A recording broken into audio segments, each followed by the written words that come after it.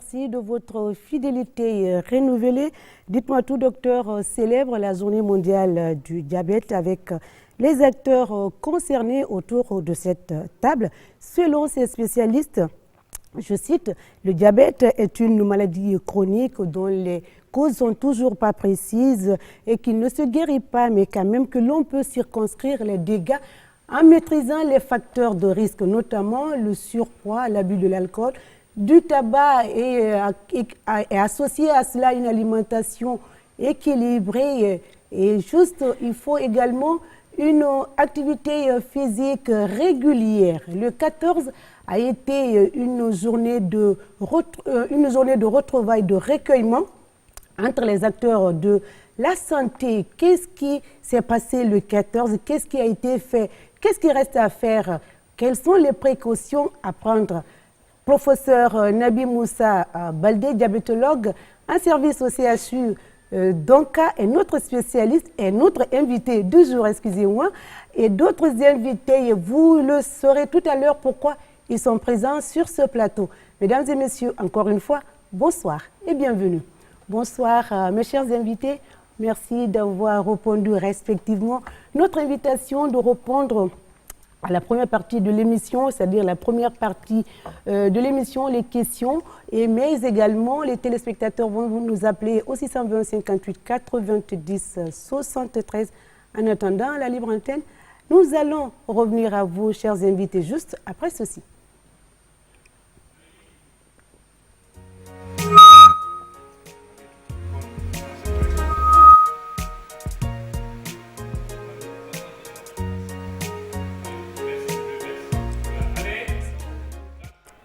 Retour sur le plateau de Dites-moi tout, docteur, 55 minutes pour parler de notre thème du jour, notamment le diabète. On aurait pu mettre diabète et famille comme l'OMS l'a décrété, mais nous ne sommes pas l'OMS. Nous avons préféré tout simplement le diabète. C'est la maladie qui a été célébrée le 14 et les acteurs sont là pour nous décrypter ce qui s'est passé le 14, mais avant. Cette question, professeur, n'a jamais été posée sur ce plateau. Moi, j'aimerais bien revenir sur la journée mondiale du diabète, où les journées mondiales sont célébrées. C'est décrété par qui et pourquoi? Et qu'est-ce qu'on attend réellement de vous, les acteurs, sur le terrain? Merci, Madame Sissoko. C'est toujours un plaisir de venir sur votre plateau pour partager... Mais vous êtes une de nos invités fidèles, un de nos invités fidèles, j'allais dire, et c'est un plaisir pour nous de vous recevoir encore et encore dans cette émission. Merci beaucoup. Donc, la Journée mondiale du diabète, c'est la principale campagne de sensibilisation et de mobilisation sociale autour du diabète dans le monde. C'est une journée qui a été créée par la Fédération internationale du diabète, dont notre pays assure la présidence par ma personne, pour cette année et encore l'année prochaine, pour la région Afrique, et par l'Organisation mondiale de la santé. La journée mondiale, donc, ce jour-là, le 14 novembre, tous les phares sont tournés, toutes les lumières sont faites autour du diabète. Et le thème de cette année, c'est effectivement diabète et famille. Nous sommes tous concernés. Vous comprenez pourquoi nous sommes plus nombreux autour de ce plateau? Tu l'imagines. Alors, c'était donc la définition de la journée ou des journées internationales qui se chevauchent pendant année après année. Professeur, la journée du 14 a été célébrée sur l'étendue du territoire national.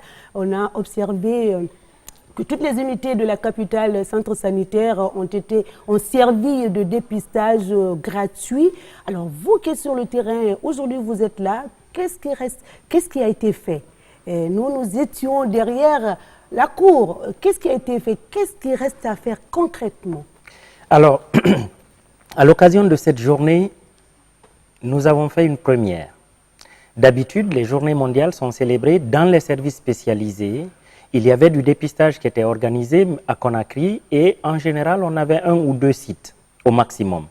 Cette année, grâce à l'engagement des jeunes médecins, dont le représentant est sur le plateau ici, nous avons pu nous appuyer sur le dynamisme, la volonté, la détermination de cette centaine de jeunes collègues pour faire en sorte d'organiser du dépistage, de la sensibilisation sur dans toutes les structures sanitaires de la ville de Conakry, toutes les structures publiques. tous les centres de santé et tous les centres médicaux communaux. Nous avons pu le faire, le ministère de la Santé, en collaboration avec la direction de la santé de la ville de Conakry, qui est responsable de ces structures-là. Ces jeunes-là nous ont boostés, ils nous ont donné de l'énergie, ils ont reçu la formation, les compétences nécessaires pour aller dans ces structures sanitaires-là, évaluer les capacités de ces structures, nous appuyer le jour de la journée mondiale du diabète pour la réalisation du dépistage, et puis ils vont assurer le suivi par la suite. Alors, donc ça, c'était le 14 novembre. Et le 15 novembre, nos amis Lyon, représentés ici sur le plateau par Sansi Kaba, ont réalisé du dépistage avec nous au niveau des services des douanes. Je dois dire, mais il le dira mieux que moi, que ce sont nos partenaires de très longue date dans cette lutte contre le diabète. Très bien, je rappelle, chers téléspectateurs, que nous avons sur ce plateau professeur Nabi Moussa Baldé, diabétologue, chef service au CHU d'Onka. Monsieur Sansi Kaba n'est plus à présenter à vous, mais quand même, il est là. On rappelle qu'il est en fait le directeur général de l'Harmattan Guinée. Aujourd'hui, il refuse cette casquette, mais non, on le dira en même temps, membre de Lions Club qui est ici sur cette table. Également, monsieur Ibrahim Singila Bari, représentant des étudiants de la 53e promotion de l'Université Gamal Abdel Nasser de Conakry, faculté médecine qui est aussi là. Il est parmi nous ce soir pour nous dire l'objectif, le but de cette association. Alors, professeur, vous avez dit que c'était la seule innovation avec ces étudiants qui étaient à côté du service diabéto sur le terrain pour célébrer la journée du 14. Ah, c'était une première, parce qu'il faut rappeler quand même que la ville de Conakry, nous sommes plusieurs millions maintenant. Cette ville ne compte malheureusement que le service spécialisé donc en termes d'accès aux soins. Or, quand on dit diabète et famille, nous sommes tous concernés. C'est pour bien montrer, mettre à la lumière le fait qu'il n'y a pas une famille qui n'est pas concernée par le diabète. Nous sommes tous touchés et donc nous avons besoin de décentraliser l'offre de soins. Et ces jeunes-là nous ont permis de faire le premier pas pour la décentralisation dans la ville de Conakry, effectivement. D'accord. Alors, un mal qui touche des millions de Guinéens, il faut le rappeler, hommes, femmes, enfants, même les bébés ne sont pas épargnés. Absolument. Mais professeur, il se trouve quand même qu'il y a une insuffisance pour la prise en charge effective, comme vous l'avez dit. Vous qui êtes sur le terrain, vous qui êtes le chef service diabéto, qu'est-ce qu'il faut concrètement? Quels sont les mécanismes à mettre en place pour combler ce déficit? Alors, il faut travailler à tous les niveaux. Et c'est en cela que je salue vraiment nos invités qui sont présents avec nous sur ce plateau. L'idée qu'il faut avoir, c'est qu'il faut se mobiliser toute la société, de la même manière que toute la société a été mobilisée pour combattre Ebola, de la même manière que toute la société s'est mobilisée pour combattre le VIH, c'est la même chose pour le diabète. Le diabète touche notre vie. Nous sommes tous concernés, donc nous pouvons chacun apporter une pierre. La première étape, c'est certainement de faire connaître davantage la maladie. Vous y contribuez, parce que malheureusement, sur plus de 130 000 compatriotes, ce sont les estimations que nous avons diabétiques dans le pays, 3/4 de ces compatriotes ignorent qu'ils ont la maladie. Donc, en faisant de la sensibilisation, on peut alerter sur le fait qu'on peut être diabétique et n'avoir aucun symptôme, vous voyez. Nous faisons donc ce travail de sensibilisation-là aussi vis-à-vis des familles dans lesquelles il y a des personnes diabétiques, en leur disant attention, les mêmes causes produisant les mêmes effets, s'il y a quelqu'un de diabétique dans votre famille, vous partagez la même hérédité que cette personne. Alors, cette personne ne doit pas, entre guillemets, permettez-moi de l'expression, être punie, mise au coin, en disant, toi, tu vas manger désormais l'alimentation saine et nous autres, on va continuer comme d'habitude. En le faisant, 1, on rend la situation plus difficile pour le patient, 2, il y a de la stigmatisation et 3, on rate une occasion de prévention pour toute la famille. Donc, il faut d'abord travailler à sensibiliser, à diffuser les connaissances, à diffuser l'information, la bonne information. Ensuite, il faut bien entendu organiser les services de soins. Organiser de sorte à ce que, à n'importe quel point d'accès, dans les structures sanitaires, on puisse reconnaître la maladie, apporter les premiers soins.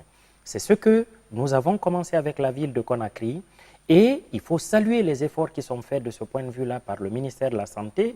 Un de ses programmes phares, la santé communautaire, a accueilli le diabète et l'hypertension dans ses priorités. Aujourd'hui, il y a des relais communautaires qui sont formés en Guinée pour reconnaître le diabète, reconnaître l'hypertension et faire en sorte qu'il y ait de plus en plus de personnes qui aient accès au diagnostic et accès au traitement avant la survenue des complications. Donc vous voyez que les dimensions que nous touchons sont importantes. Je voudrais aussi insister pour dire que ça va au-delà du ministère de la Santé. Le ministère de la Santé seul ne peut pas y arriver. Le diabète est lié à notre mode de vie, à notre environnement. Nous devons donc travailler davantage avec le Parlement pour mettre en place des lois qui protègent la population, qui favorisent l'accès à la bonne alimentation et qui limitent, par exemple, les publicités abusives qui poussent à la consommation d'aliments dont on sait qu'ils peuvent avoir un effet défavorable sur la santé. Nous devons travailler avec les services en charge de l'organisation de nos villes, l'architecture de nos villes, pour faire en sorte qu'on ait des trottoirs pour marcher, qu'on ait des aires de jeu pour pratiquer l'activité physique. Nous devons travailler avec les services éducatifs pour valoriser l'exercice physique, pour valoriser l'activité physique, le sport. Les pédagogues disent que l'évaluation guide l'apprentissage. Si vous valorisez l'activité physique, alors rien à faire, les élèves, les étudiants vont y accorder de l'importance et vont pouvoir pratiquer de l'activité physique. Les dimensions sont vraiment très très larges et c'est toute la société guinéenne qu'on doit mobiliser. Le diabète, c'est lié à l'alimentation, donc vous imaginez bien... Chacun doit apporter sa contribution. Effectivement que le ministère de l'Agriculture, le ministère du Commerce, les circuits de distribution des aliments, toutes ces choses-là sont des choses importantes. Ce qui se passe autour de nos écoles primaires actuellement n'est pas très favorable au maintien de la santé de nos enfants. Quand vous regardez ce qui est vendu autour des écoles, ce sont des aliments très gras, très sucrés, très salés, et nous pouvons tous nous mobiliser pour agir. Dans les restaurations collectives, c'est la même chose. Partout, nous travaillons tous, nous passons toute la journée sur nos lieux de travail, nous avons besoin d'avoir accès à une alimentation qui soit une alimentation qui nous aide à maintenir notre santé. Très bien. Avant de regarder notre reportage, j'aurais voulu demander à M. Sansi Kaba, directeur général, aujourd'hui pas directeur général, membre de Lions Club, qui est notre invité de cette émission sur le diabète. Pourquoi avoir choisi le diabète, M.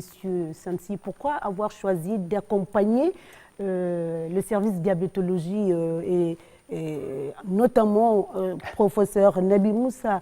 Pourquoi pas les autres maladies?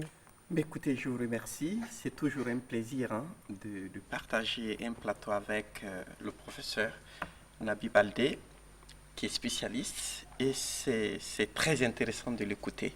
Oui. Nous nous mobilisons autour de lui, autour de son service, parce que notre association, qui est une association internationale, s'est engagée sur 5 thématiques. La faim, le diabète, la vie, l'environnement et la faim. Donc notre gouverneur, parce que nous sommes dans le district 403A1 en Guinée, nous nous mobilisons, la région se mobilise depuis des années parce que le diabète, c'est vraiment un engagement international de notre mouvement. Le diabète, comme il l'a dit, c'est, disons, un sujet de santé publique. Aujourd'hui, on ne peut pas l'ignorer, ça touche tout le monde. Si ce n'est pas toi, c'est ton père. Si ce n'est pas ton père, c'est ta nièce. Si ce n'est pas ta nièce, c'est ta soeur. Si ce n'est pas ta soeur, c'est ton beau-frère. Donc, tout le monde est touché dans le pays.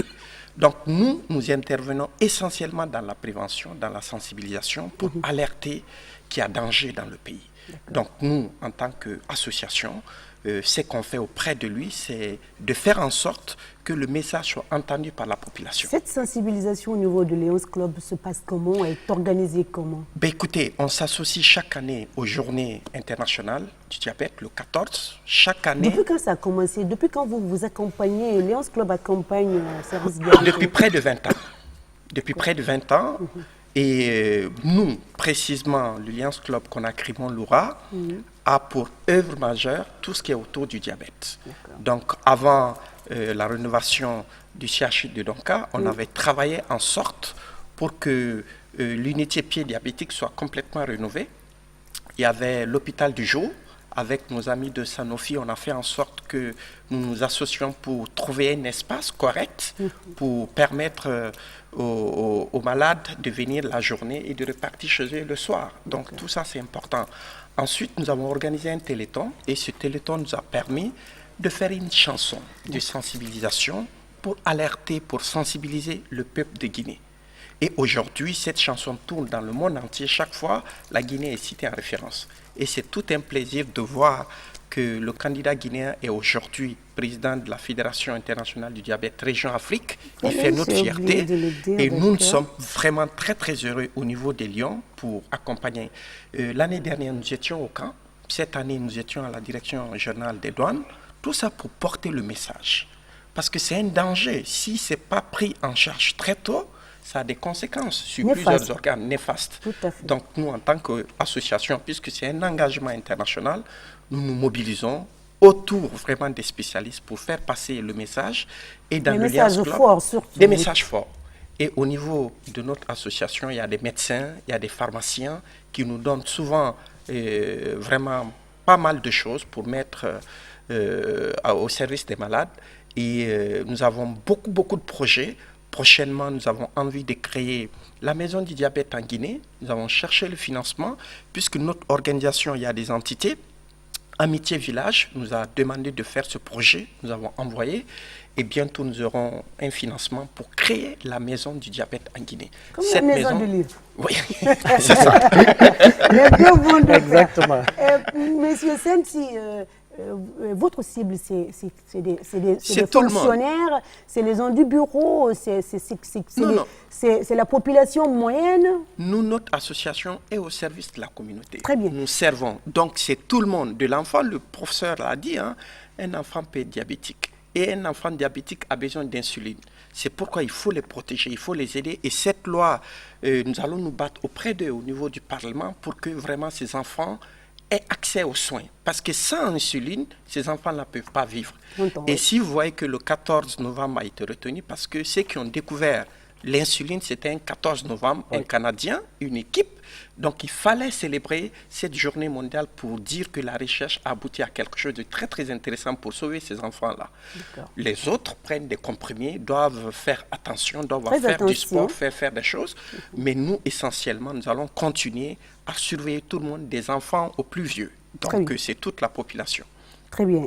Pour votre information, chers téléspectateurs, je ne l'ai pas dit, professeur Nabi Moussa Baldé, diabétologue, chef service CHU Donka et en même temps président de la Fédération du diabète pour la région de l'Afrique, Ouest-Afrique. Hein? Non, toute l'Afrique. Toute l'Afrique. Toute l'Afrique.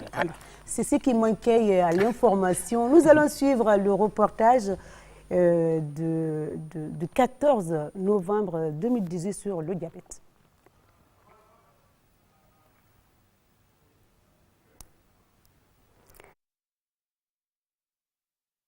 Au centre de santé Adjadjene Kaba Kondé de Kapuro, ce matin, une équipe pluridisciplinaire de diabétologues, de cardiologues et d'étudiants de la faculté de médecine de l'université Gamal Abdel Nasser de Conakry vient de prendre place.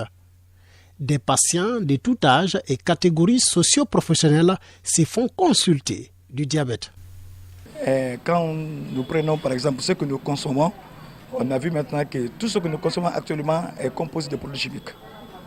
Donc, suite à cette remarque que moi j'ai suivie et des informations souvent que j'écoute à l'émission dans les différents médias, et c'est ce qui m'a motivé quand j'ai entendu des informations que il y a des groupes de médecins qui sont venus à Djenekaba pour contrôler la tension et le diabète. Donc je me suis dit, il ne fallait pas m'asseoir aussi. Donc je me suis obligé de venir encore voir moi aussi ma tension et le diabète, si c'est bien équilibré. Comme dans ces centres, 22 structures sanitaires de la ville de Conakry et de l'intérieur du pays abritent ces séances de sensibilisation et de dépistage gratuit du diabète à l'occasion de la journée mondiale de lutte contre cette maladie. des tests pour mesurer le taux de sucre, la pression artérielle, mais aussi connaître le risque de survenue des maladies cardiovasculaires. Dans tous les centres de santé de Conakry aujourd'hui et les CMC, il y a une équipe qui est en train de faire les activités de dépistage du diabète, de dépistage et de l'hypertension et le calcul du score de gravité. La seule structure agréée aujourd'hui, c'est l'hôpital Donka qui fait ces examens et qui vraiment peut déterminer la gravité du problème. Mais en venant vers la population plus proche, dans nos centres de santé, ça c'est un démarrage qui me donne beaucoup d'espoir. Aux côtés de ces équipes de dépistage, des enfants diabétiques et conseillers spéciaux de cette maladie.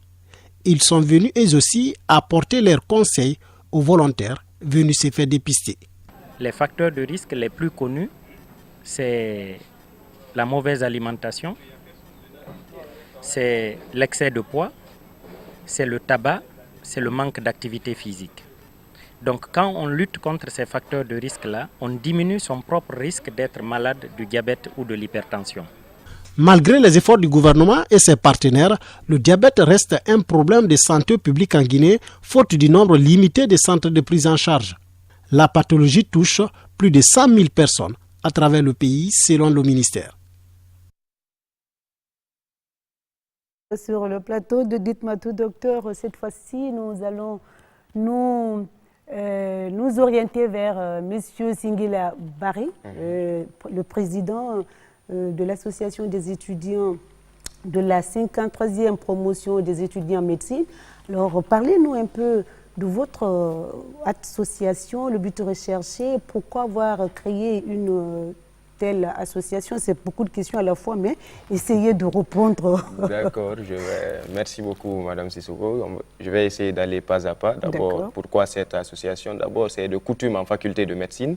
Toute promotion sortante se réunit, s'associe pour essayer de créer quelque chose de renouveau, pour pouvoir s'associer, travailler ensemble et oublier les 6 années, comme on dit, 6 années de médecine, c'est pas facile. On s'associe, on travaille, on essaye d'innover parce qu'on n'apprend pas tout sur le banc.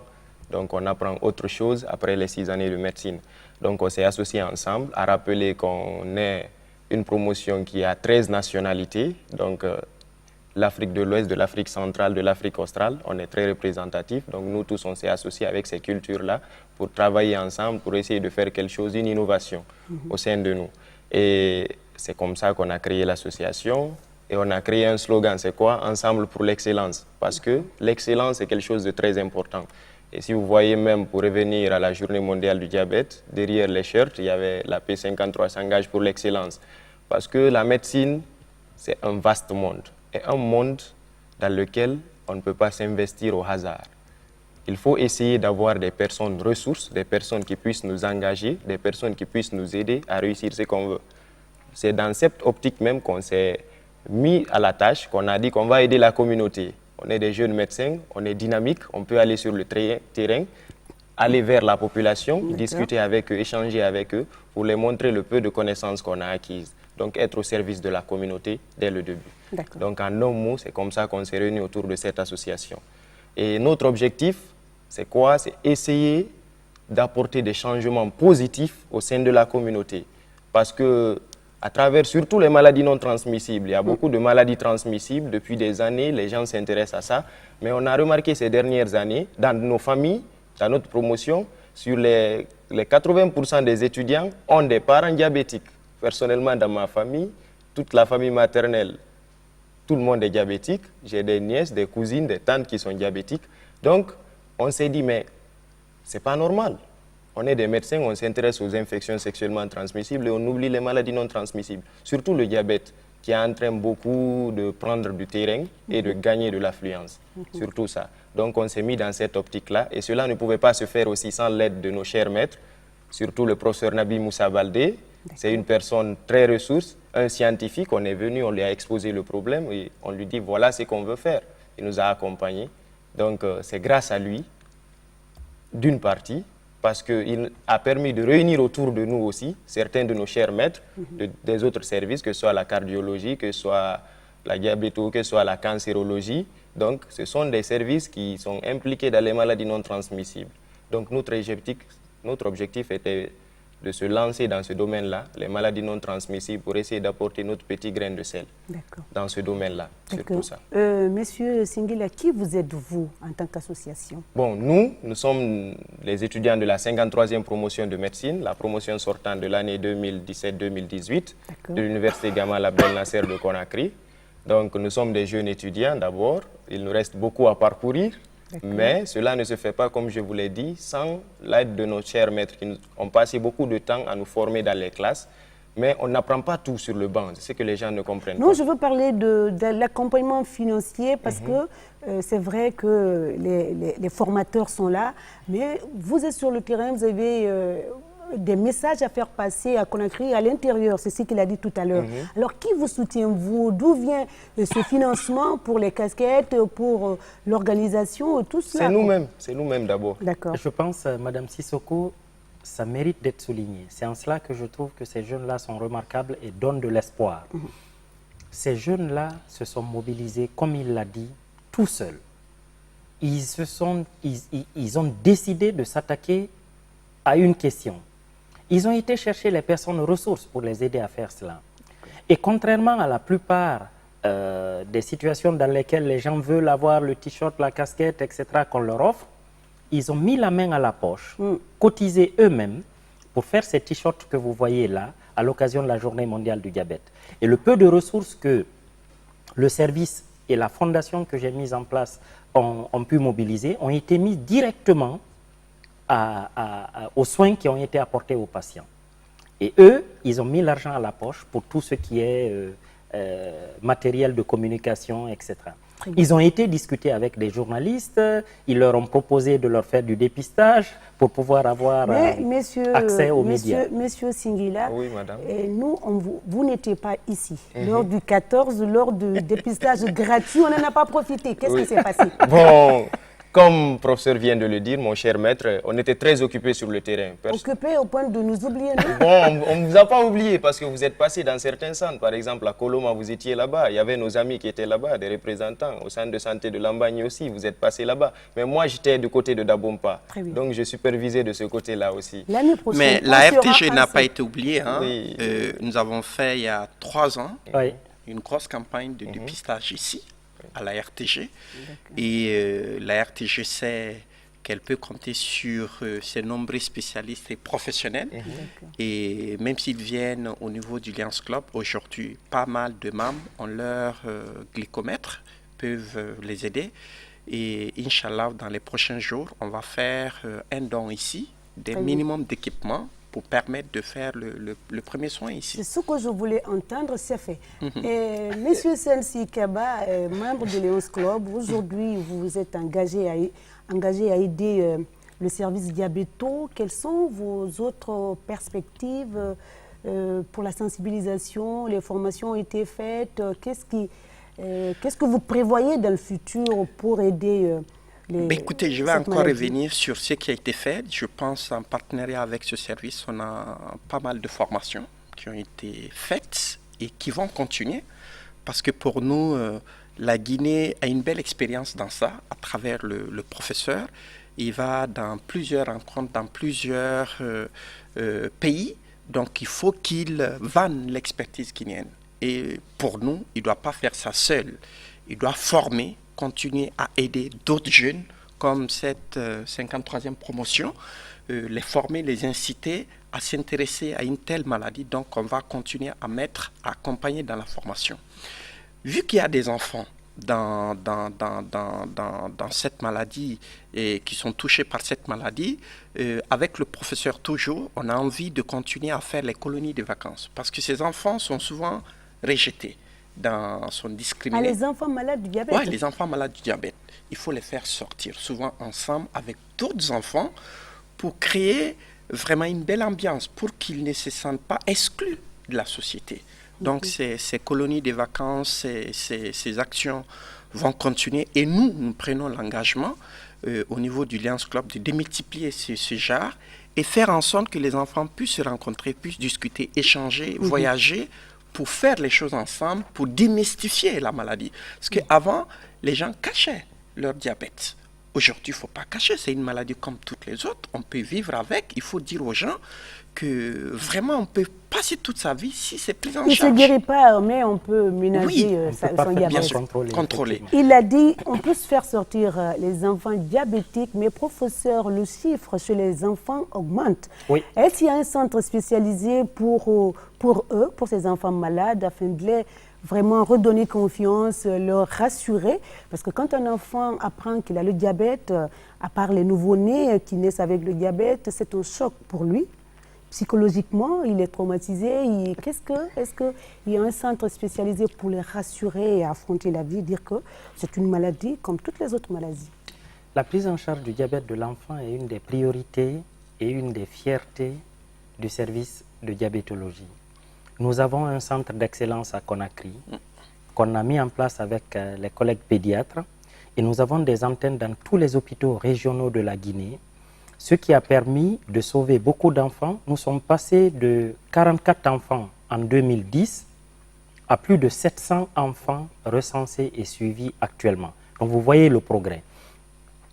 Et cette expertise que nous avons acquise au quotidien, en prenant soin de ces enfants et de leurs familles, nous la valorisons aujourd'hui dans le cadre d'une licence ouverte à l'université Gamal Abdel Nasser de Conakry, à la faculté de médecine, une licence dont je suis le directeur, qui est une licence sur diabète, nutrition, promotion de la santé.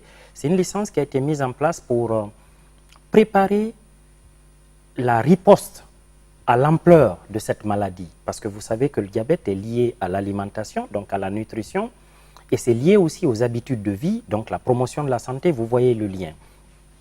Cette licence accueille des paramédicaux, c'est une première. Nous avons anticipé sur les réformes qui sont actuellement en place au niveau de l'université guinéenne pour accueillir à l'université des infirmières. Elle est aussi novatrice par le fait que nous accueillons 5 autres nationalités, des paramédicaux de 5 autres pays africains qui viennent partager l'expertise que la Guinée a acquise dans ce domaine-là.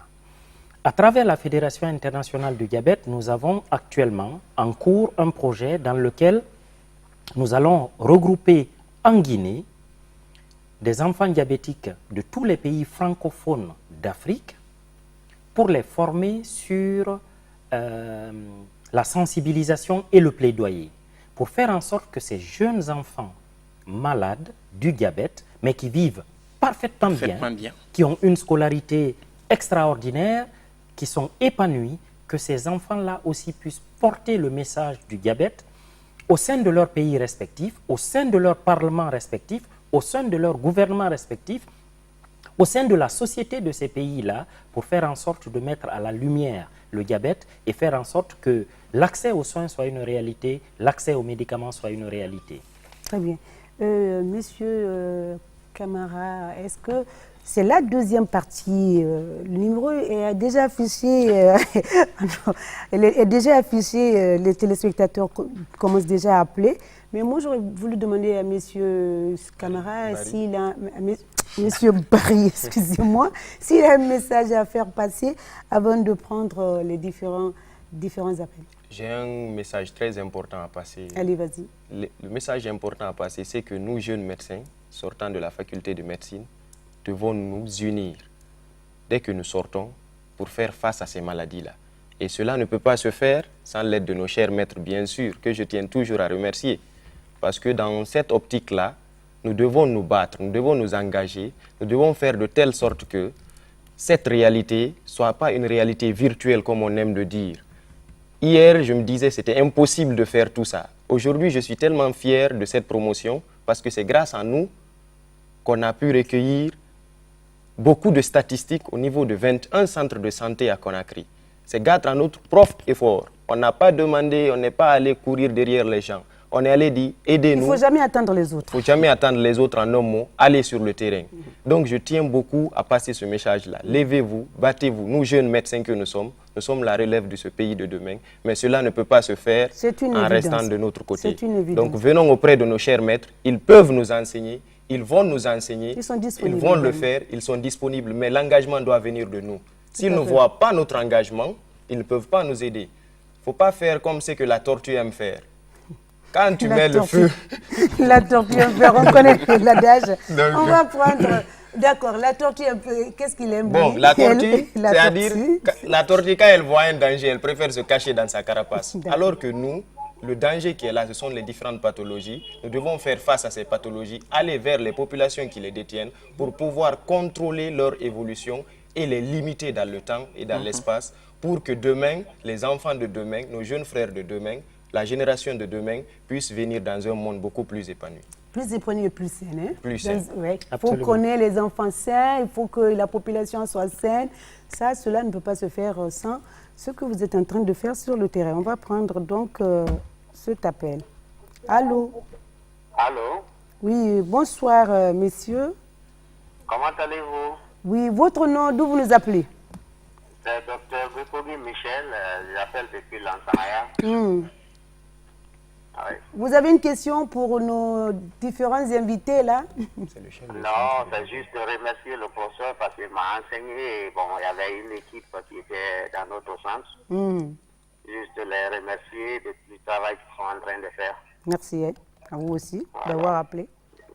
Okay. Merci, Dr Goypogi. On espère que vous allez poursuivre le mouvement et faire en sorte que très progressivement dans votre centre, les personnes diabétiques hypertendues puissent être reconnues, soignées, suivies et que vous puissiez travailler en collaboration avec des services plus équipés, plus spécialisés en cas de soucis, en cas de difficulté.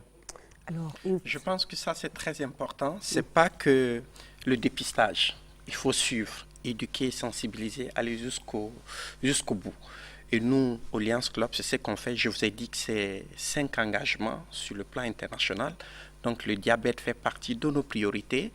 Et quand nous faisons ces séances de dépistage, on suit à travers vraiment ces médecins. Et nous allons continuer vraiment à suivre ça, faire passer le message pour que les gens n'aient pas peur. Parce que le diabète, on peut vivre avec. Encore une fois, il faut vraiment démystifier cette maladie, dire que c'est comme le palu, même si c'est plus grave, mais il faut se prendre en charge. Et c'est là où on a besoin de respecter les consignes. L'alimentation. Les professeurs ont dit quelque part qu'ils ont une alimentation de riches. Alors pourquoi on le dit? Et quand un pauvre a besoin d'une alimentation de riche, qu'est-ce que cela signifie? Je pense que les diabétiques ont besoin d'une alimentation saine, comme le reste de la population. C'est sur ça que nous devons tous travailler. Les diabétiques, qu'est-ce qu'on leur demande? On leur demande de manger à l'heure. Nous devons tous, a priori, manger à l'heure. Tout à fait. On leur demande de faire attention à certains types d'aliments qu'il ne faut pas manger à l'excès. C'est les aliments sucrés, c'est les aliments gras, c'est les aliments salés. Nous devons tous faire cela. La même chose, oui. Qu'est-ce qu'on leur demande? C'est d'augmenter la part de fruits et de légumes dans leur alimentation. C'est vrai que sur ce point-là, il y a des difficultés. Mais il y a des difficultés parce que la chaîne d'approvisionnement alimentaire n'est pas encore bien organisée. C'est pour cela qu'il faut que nous travaillons avec le ministère de l'Agriculture, qu'on passe les informations. Les gens ne savent pas. Si les gens savent que, par exemple, c'est plus sain de donner à son enfant un fruit et de l'eau, plutôt que de lui donner le jus, voire les sodas, vous voyez qu'on franchit déjà une étape. Et ce que je voulais dire aussi, suivant en cela ce que mes amis présents sur ce plateau ont dit, il faut voir le diabète en termes d'intégration. Aujourd'hui, nous avons des programmes phares au ministère de la Santé. Je vous ai parlé tantôt de la santé communautaire. La santé communautaire, jusqu'à un passé récent, ne s'intéressait pas au diabète ni à l'hypertension. On y a intégré des modules. C'est la même chose pour la santé maternelle et infantile. Il est incontestable qu'une part de la mortalité maternelle qui ne baisse pas est due au fait qu'on ne prend pas encore suffisamment en compte le diabète et l'hypertension dans le quotidien du suivi des femmes qui attendent un bébé. Même stratégie vis-à-vis, par exemple, du programme tuberculose. Je suis en discussion avec mes collègues qui pilotent ce programme. On sait tous que, par exemple, quand quelqu'un a la tuberculose, il faut rechercher le VIH. Pourquoi? Parce que le VIH va entraîner une mauvaise évolution. On va avoir de mauvais résultats lorsque le VIH est associé à la tuberculose. C'est exactement la même chose quand il y a le diabète associé à la tuberculose. Le diabète va faire que les résultats du traitement des personnes qui ont la tuberculose, donc du programme tuberculose en général, vont être moins bons. Même chose pour le paludisme, qui est si fréquent. Le traitement du paludisme grave, c'est une perfusion de quinine dans du sérum glucosé. Si vous perfusez du sérum glucosé à quelqu'un dont on ne sait pas s'il est diabétique ou pas diabétique, ça peut poser des soucis. Donc vous voyez que pour la qualité même du programme paludisme, il faut intégrer le contrôle du taux de sucre. Donc le maître mot, c'est intégration. D'ailleurs, le système des Nations Unies, l'Organisation mondiale de la santé ne s'y trompe pas quand ils disent, et c'est dans un document très clair, dans des stratégies très claires qu'ils appellent le UNDAF, en principe, toutes les agences du système des Nations Unies ont obligation à intégrer maintenant les stratégies de prévention et de contrôle des maladies non transmissibles dans tout ce qu'ils font. Dans tout ce qu'ils font. C'est une obligation. Et comme vous le savez, les objectifs du développement durable que nous avons actuellement, il y a des objectifs qui ciblent spécifiquement l'obésité, le diabète, l'accès aux médicaments et aux technologies pour prendre en charge ces maladies chroniques non transmissibles. Donc, c'est effectivement, on est dans vraiment le cœur du sujet, dans la mobilisation de tous les acteurs pour faire en sorte de dédramatiser cette maladie-là. Oui. On vit parfaitement avec. D'après ce que vous venez de dire, tout le monde, tous les services sont concernés. Absolument. Dans la mesure où le diabète touche du nouveau-né à la personne âgée, vous imaginez bien que n'importe quel service de santé va voir passer des personnes diabétiques. Et donc, il faut bien qu'on intègre des stratégies de dépistage du diabète à tous les niveaux de la pyramide sanitaire pour faire en sorte d'adapter les soins qu'on prodigue aux personnes au fait qu'ils sont diabétiques ou pas diabétiques pour ne pas nuire. Et je pense que notre président le dit chaque fois qu'il fait passer un message, il dit que les Guinéens mangent mal. Ils mangent trop de riz, trop de manioc, et trop d'huile et tout. Parce que chaque fois qu'il est dans un centre de santé ou bien dans un hôpital en visite à des malades, on lui dit diabète, hypertension. Donc ça doit être systématique. Nous devons continuer l'éducation autour de cela, autour de la nutrition, autour de l'alimentation pour bouter. Or, on ne va pas guérir du diabète, mais on peut sensibiliser, on peut faire de la prévention pour que ça n'arrive qu'aux gens les plus vieux. Et je pense que c'est possible. Et ça, si la prise en charge est faite correctement, en tout cas, nous, au Lions Club, un des défis pour les prochaines années, ce serait de faire la maison du diabète. Et cette maison aura pour objectif de faire de la prévention, de la sensibilisation, de faire en sorte que les gens puissent venir poser des questions et avoir des réponses. Très bien. Allô? Allô? Oui. Bonsoir, monsieur. Bonsoir, vous allez bien? Très bien. Votre nom et d'où vous nous appelez rapidement? Oui, je vous appelle je m'appelle Mamadou Julde Tonkara. D'accord. Votre question? Allô? Monsieur Tonkara, oui, nous vous écoutons. On a demandé au docteur. Oui, allez-y.